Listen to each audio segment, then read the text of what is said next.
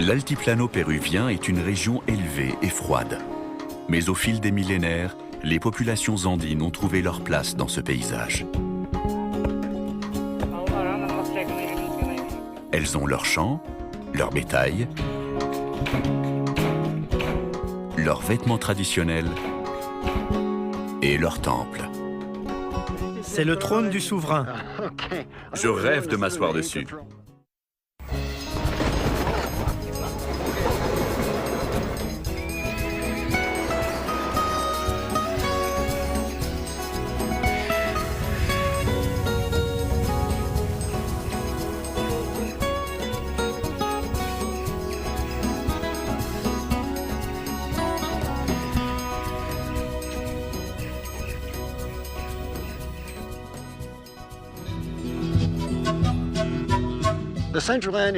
Les Andes péruviennes sont une région d'altitude. À 3000 mètres au-dessus du niveau de la mer, on croise des paysans dans leurs champs. À mesure qu'on grimpe, on rencontre des éleveurs et leurs troupeaux de lamas, d'alpagas et de moutons.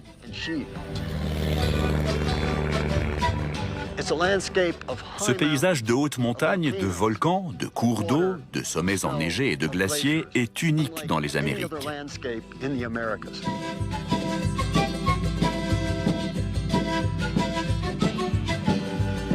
Notre voyage commence à Huancayo, la plus grande ville des Andes péruviennes. Nous serpentons à travers les montagnes, traversant des canyons profonds et des cols enneigés. Si tout va bien, cette route devrait nous mener à Vilcashuaman, la deuxième plus grande ville de l'Empire Inca. Elle a été le témoin du choc entre les religions chrétiennes et Inca. À mesure que nous montons, les maisons et les gens se font plus rares. Cet homme est en route pour Huancavelica. À moins qu'un véhicule ne s'arrête, il ira à pied. Il vit à 4 km d'ici et il élève du bétail. Des lamas, des alpagas et des moutons. Il va vendre de la laine au marché. Il a plusieurs kilomètres à parcourir et il espère qu'un camion s'arrêtera pour l'emmener.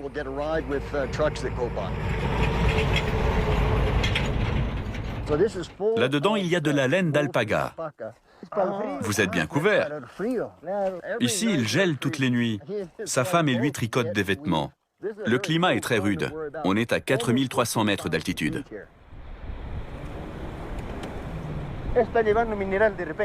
Ce camion transporte du minerai qui est extrait non loin d'ici.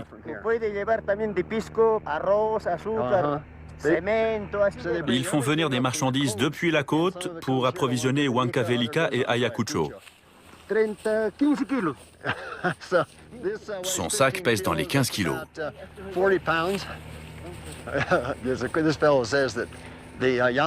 Il dit que les lamas sont plus intelligents que les alpagas. Ce qui les distingue, c'est que les alpagas sont plus petits et que leurs oreilles n'ont pas tout à fait la même forme. En revanche, les alpagas sont plus dociles. Ils ne sont pas assez robustes pour transporter des charges, contrairement aux lamas qui sont parfaits pour ça. Mais un alpaga a plus de valeur qu'un lama, du fait de la qualité de sa laine. Notre ami repart à pied en espérant croiser un camion. Par chance, nous avons un véhicule tout-terrain adapté à la route de montagne. À cette altitude, les températures sont glaciales et les signes de présence humaine sont rares. Dès que j'aperçois une habitation, je ne peux pas m'empêcher de m'arrêter pour poser quelques questions. Je suis à environ 4500 mètres d'altitude et j'assiste à la construction d'une maison en pisé. L'emplacement est idéal. Ils creusent dans un endroit plat et ils utilisent la terre pour faire du pisé en la mélangeant avec de l'ichu, une herbe qui pousse ici.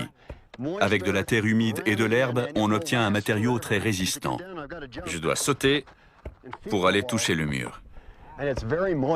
Il est très humide et très épais. Il va sécher, mais l'épaisseur permettra de garder la chaleur à l'intérieur. Pour commencer, ils vont poser un toit en tôle, car c'est moins cher et plus facile. Mais à terme, ils veulent mettre un toit en ichu qui permettra de retenir la chaleur. C'est la maison idéale quand on vit à cette altitude dans les Andes.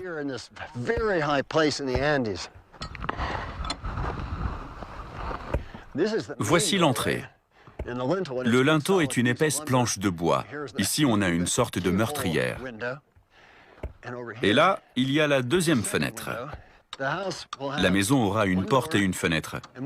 Ils ont dû utiliser une planche très solide pour la fenêtre. La paroi fait à peu près 40 cm d'épaisseur. Les maçons m'ont dit que la longévité de cette maison sera bien supérieure à la nôtre. Comme vous pouvez le voir, c'est solide et très économique. Quand ils auront fini, ils utiliseront ces troncs pour poser le toit en tôle par-dessus. Et quand ils auront le temps et l'argent nécessaire, ils le remplaceront par de l'herbe. Cette maison sera bien isolée. Il n'y a pas mieux comme type de construction durable. C'est parfait pour ici.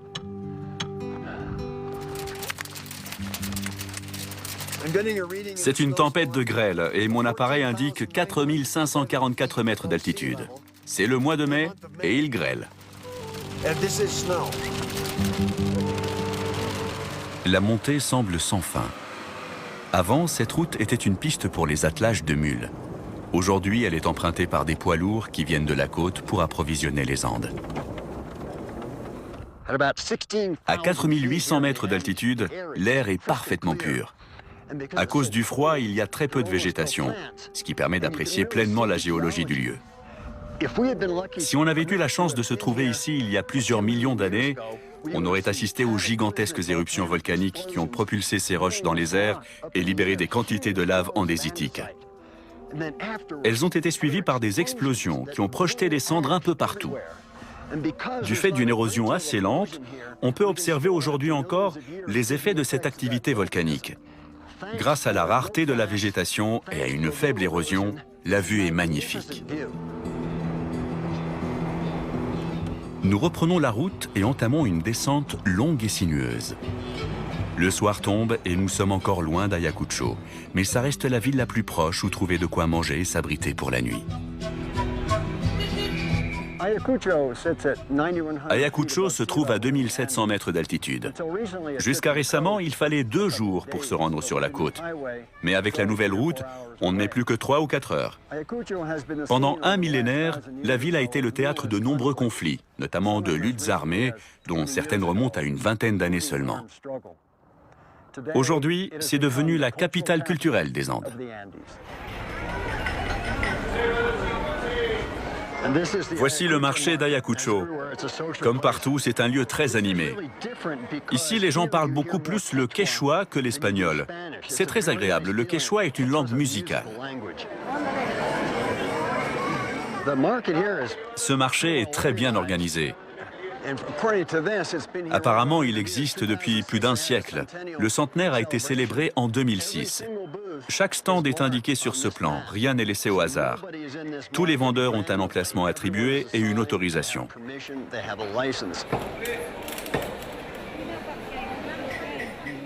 Nous voilà dans la zone des préparations sucrées. Toutes ces marmites contiennent différents desserts. Ça, c'est du... C'est quoi ça? De la massa mora, De la massa mora. au maïs. C'est un dessert à base de maïs et de sucre. Celui-ci, c'est un dessert à base de riz. Et ça? De la morada. Il y a quoi dedans? Des pommes, de l'ananas, du maïs. C'est un mélange de divers fruits dans une sauce grenat. Ça, c'est un dessert aux pêches. Et ça, c'est de la calabassa. Oui, C'est à base de potiron. Ces choses noires, c'est quoi? ce sont les graines. Non seulement c'est à base de chair de potiron, mais il y a aussi les graines de potiron.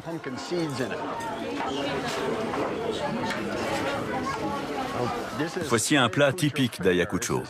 Ce sont des pommes de terre cuites dans une sauce au piment et garnies de persil.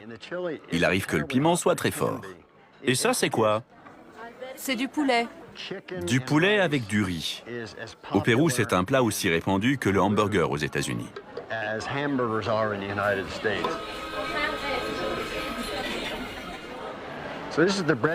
Sur ce stand, on trouve des pains qu'on ne fabrique qu'ici.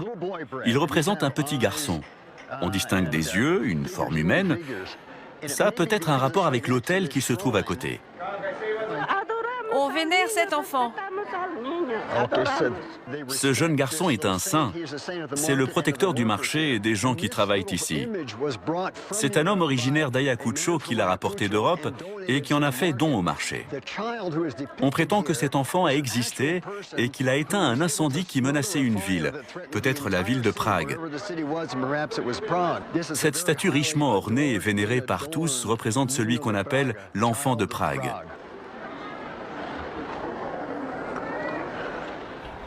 Je ne connais pas beaucoup d'endroits au monde où on peut louer un téléphone portable à la minute. Mais parce qu'ici, beaucoup de gens n'ont pas les moyens de s'en acheter un, ils peuvent les louer pour quelques centimes la minute.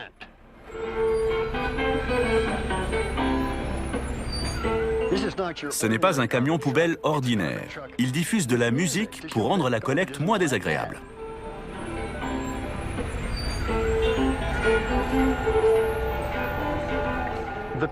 Les habitants des Andes sont de fervents catholiques. Chaque quartier de la ville a son église. Nous sommes ici dans le quartier de Santa Ana, mondialement connu pour ses tisserands.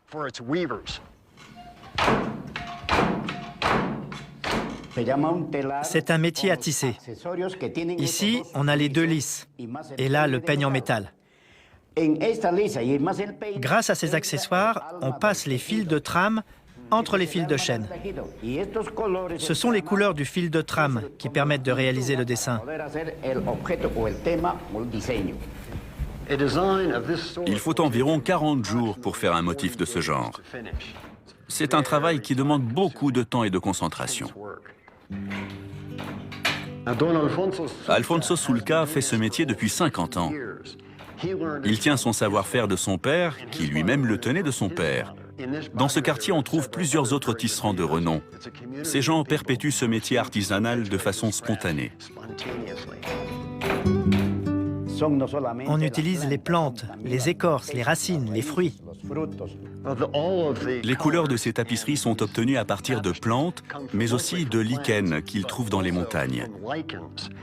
Ils ont étudié plus d'une centaine de variétés pour obtenir les teintures adéquates.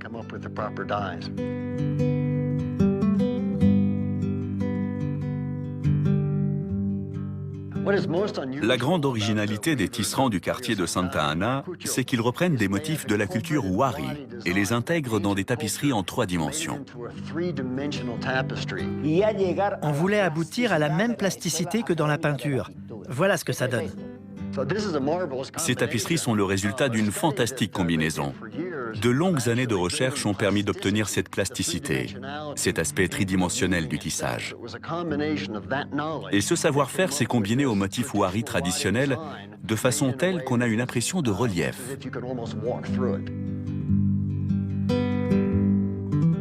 Mondialement connu pour ses tisserands, le quartier de Santa Ana abrite également d'autres artisans.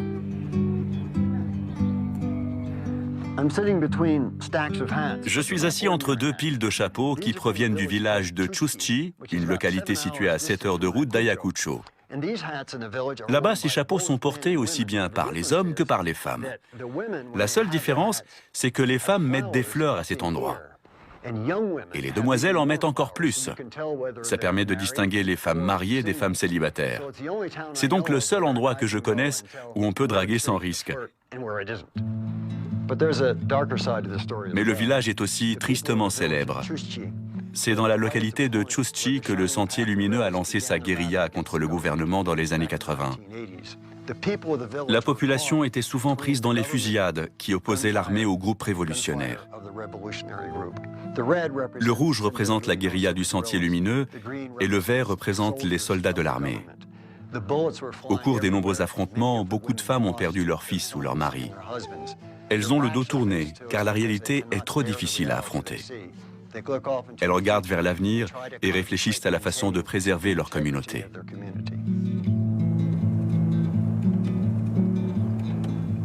Ayacucho n'était qu'une étape sur le trajet qui nous mène à Vilcashuaman. Bien que situé à moins de 150 km, il faudra 4 heures pour y parvenir. La route est sinueuse et accidentée, mais c'est l'occasion de faire de nombreuses découvertes. La Puya Raimundi est sans doute la plante la plus bizarre qui pousse dans les Andes. Pour les Incas, elle était sacrée.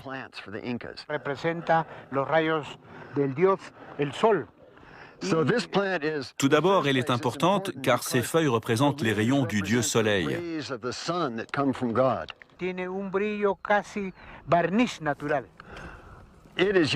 On l'utilise pour se soigner et ses feuilles produisent un vernis naturel. C'est une plante à la fois utile et belle. C'est le tronc qui meurt en premier. On aperçoit alors la base des milliers de feuilles que comporte la plante. Elle se décolle facilement. Les gens du coin disent qu'on peut s'en servir comme assiette. Faute de mieux, pourquoi pas. Mais ce qui est remarquable, c'est la façon dont elles sont disposées. Quand on les détache, on aperçoit les différentes couches. Il y en a des milliers. C'est ce qui donne à cette plante la robustesse qui lui permet de vivre jusqu'à 100 ans.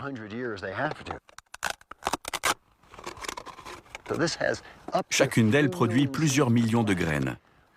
Alors pourquoi cette plante est-elle si rare? Personne ne le sait.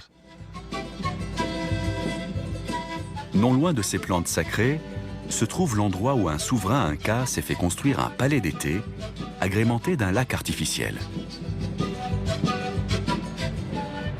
Le souverain avait ordonné qu'on lui aménage un lac en forme de puma. Il s'agit du lac Pomacocha, le lac du puma. J'aurais aimé que ce chemin qui mène au palais soit celui d'origine, mais ce n'est pas le cas. Il a été aménagé pour rendre le site accessible aux visiteurs.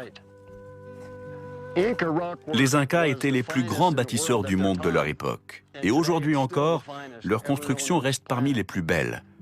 Mais ils doivent beaucoup aux civilisations qui les ont précédées. Qu'il s'agisse des Wari au nord ou des Tiahuanaco au sud, tous étaient des experts dans la taille et l'assemblage des pierres. Mais après cette période, on ne retrouve nulle part ailleurs des constructions en pierre comme celle-ci, dont la réalisation est si parfaite que même après 500 ans et plusieurs tremblements de terre, elle tient encore debout.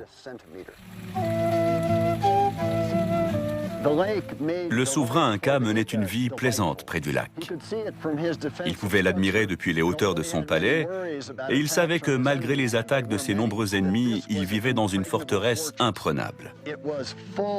Cet endroit était rempli de tous les trésors imaginables. Les archéologues pensent que l'intérieur était totalement recouvert d'or et d'argent.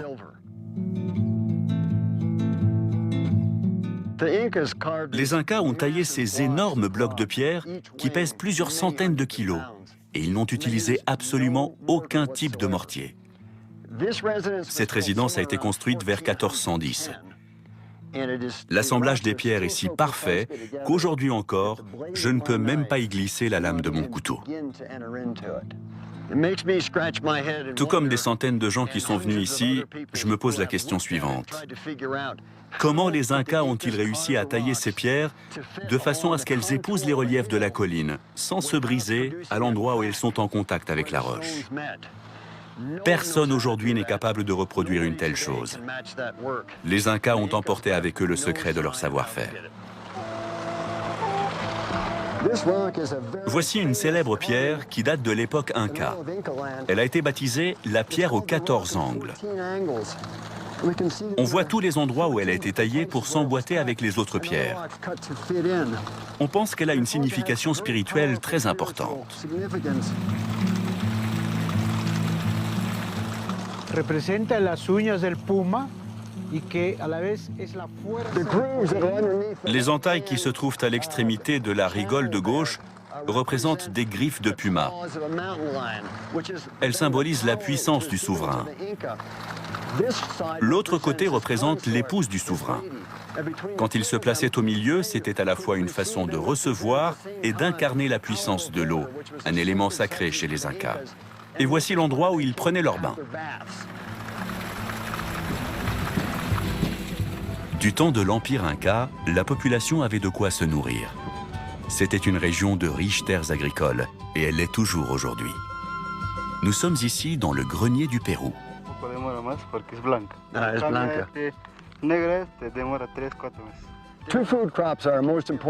Dans les Andes centrales, les deux cultures principales sont la pomme de terre et le quinoa. Le quinoa pousse uniquement au-dessus de 3500 mètres d'altitude. Il aime les endroits froids et il ne se plaît que dans les Andes centrales et dans les régions avec un climat similaire. C'est une pseudo-céréale très riche en protéines. Avec ça, on a un repas nourrissant. Il faut encore le rincer car il contient de la saponine, une substance un peu savonneuse qui lui donne un goût très amer et qui peut rendre malade. Une fois rincé et séché, on peut le cuire à la poêle. Un volume de quinoa pour 2 volumes d'eau, 15 minutes de cuisson et ça vous fait un super repas. Sur des kilomètres, le paysage est une mosaïque de champs. Le tamisage du quinoa se pratique en communauté. Cette étape nécessite qu'il y ait du vent. Il faut au moins 2 hommes pour entasser sur une toile le quinoa encore mélangé aux divers résidus d'herbe. Ils versent tout dans le tamis et secouent pour enlever l'enveloppe des graines. Ils sont sympas, ils m'ont mis du bon côté par rapport au vent. On peut vite prendre une suée. Je pense qu'ils font ça mieux que moi. Je n'avais encore jamais tamisé du quinoa.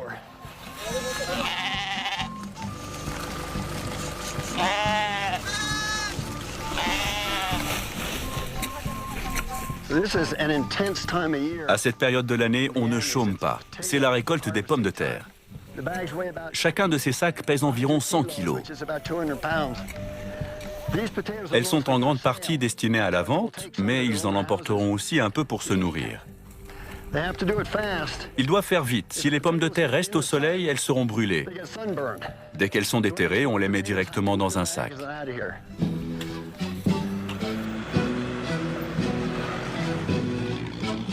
15 km de plus et nous voilà enfin à Vilcashuaman. Ici encore, l'architecture inca est à la hauteur de sa réputation. Il y a 500 ans, Vilcashuaman était la 2e ville la plus importante après Cusco.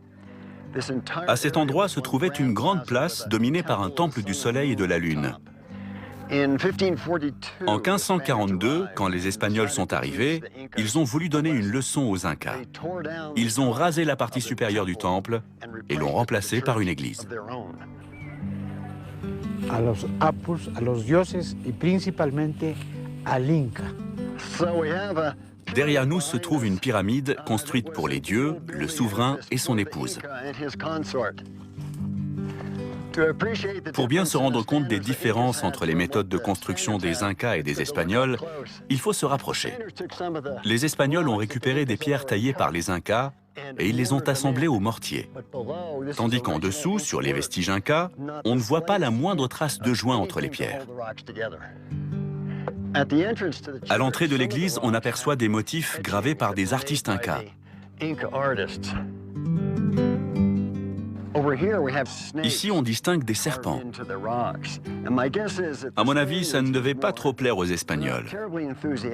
Mais ils ont dû se dire que s'ils enlevaient ces pierres, ça risquait de mettre en péril la solidité de l'église. Du coup, ils ont décidé de les garder.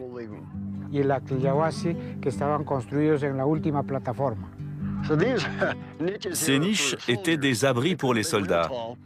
Ils ne devaient pas être bien grands. Ils gardaient le temple et les objets sacrés qu'ils renfermaient. Ils étaient postés tout autour de cette immense plateforme. Il devait y avoir à peu près une centaine de gardes. 50 à 1560 pour les Espagnols sur l'antigua occupation Inca. Cette maison a été bâtie au milieu du XVIe siècle par les Espagnols sur les fondations d'une ancienne construction inca. Et au bout, on tombe sur la pyramide.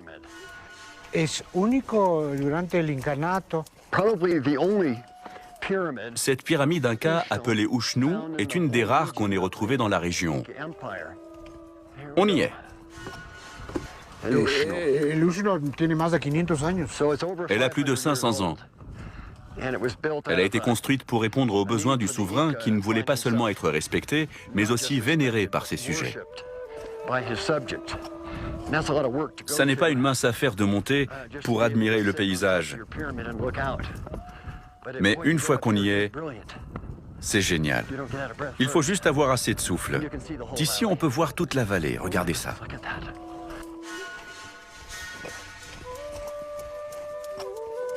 C'est le trône? C'est le trône du souverain. Ah, j'ai toujours voulu m'asseoir sur un trône inca. Je crois que le souverain se mettait à droite. Je vous laisse sa place et je prends celle de l'épouse. Le souverain avait un paquet d'épouses, mais c'est la favorite qui s'asseyait ici. Après 10 minutes, elle devait avoir mal partout. C'est donc ici même que le souverain s'asseyait. Les Incas ont été vaincus par les Espagnols qui leur ont imposé leurs coutumes et leur religion. Mais 500 ans plus tard, la culture de leurs descendants, les Quechua, est toujours prédominante dans la région. Après un voyage de quelques jours et de plusieurs centaines de kilomètres, il nous semble évident que les Quechua n'ont pas l'intention de disparaître. Ils traverseront les siècles, tout comme les monuments construits par leurs ancêtres.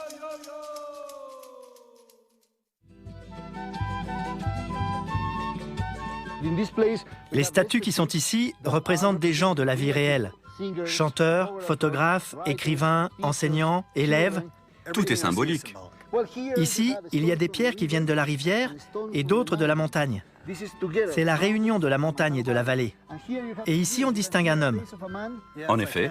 Et ici, une femme. Ah oui.